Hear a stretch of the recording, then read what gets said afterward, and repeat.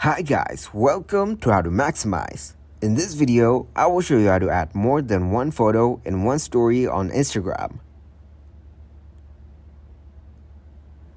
First of all, open Instagram. Click on Your Story from the top right. Select a photo. Click the sticker icon. Scroll it down. Click on the photo icon from here.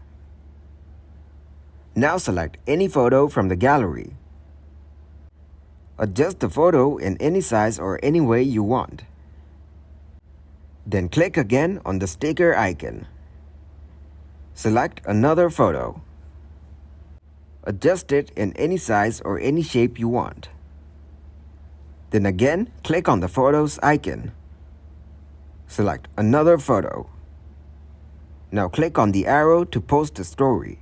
It shows you two options to post the story: your story or close friends. You can choose any way you want to post the story. Then click on Done. Let the story upload.